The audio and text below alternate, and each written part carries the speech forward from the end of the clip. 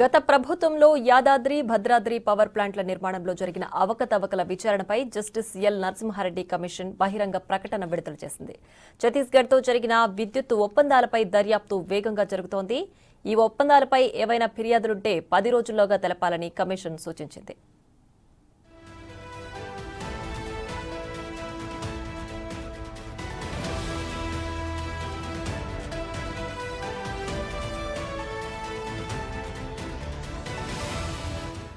ఇదే అంశానికి సంబంధించి మరింత సమాచారం మా deputy bureau chief Sadiq phone line లో అందించడానికి సిద్ధంగా ఉన్నారు. సాదిక్, చెప్పండి, విద్యుత్ ఒప్పందాలపై దర్యాప్తుకు సంబంధించి పూర్తి డీటెయిల్స్ ఏంటి?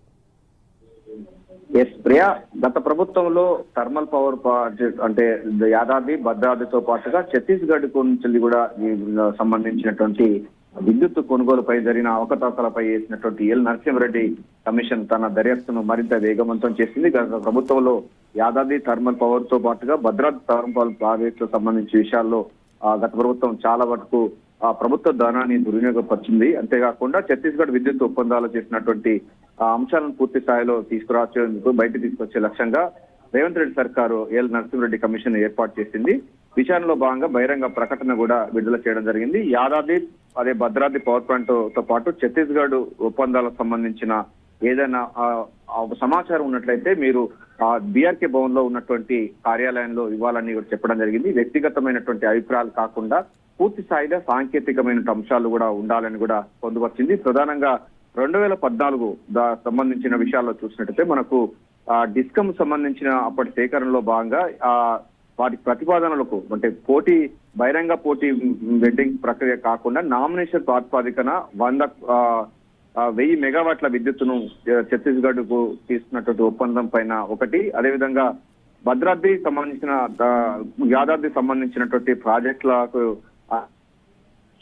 సూపర్ సంబంధించినటువంటి టెక్నాలజీ కాకుండా సెమీ సంబంధించినటువంటి టెక్నాలజీ తీసుకోవడానికి ఆస్కారం ఎందుకు వచ్చిందన్న పైన కూడా ఈ యొక్క కమిషన్ అయితే దర్యాప్తు చేస్తోంది.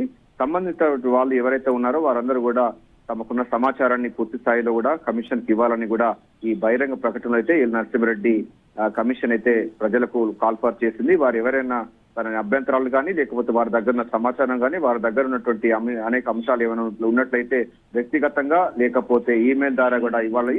10 రోజుల్లోగా ఈ యొక్క పూర్తి సమాచారం ఇవ్వాలని అయితే ఎల్ నరసింహారెడ్డి కమిషన్ అయితే కాల్ఫర్ చేసింది. సో బహిరంగ ప్రకటన చేయడం అంటే విచారణలో భాగంగా బహిరంగ ప్రకటన చేస్తుంది. ఇప్పటికే ఎల్ నరసింహారెడ్డి దర్యాప్తు ముమ్మరు చేస్తున్న దర్యాప్తులో ప్రజల అభిప్రాయ సేకరణలో భాగంగా ఈ యొక్క బహిరంగ ప్రకటన చేసింది.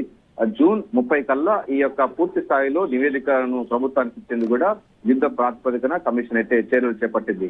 Priya. Right Sadiq, thanks for the updates.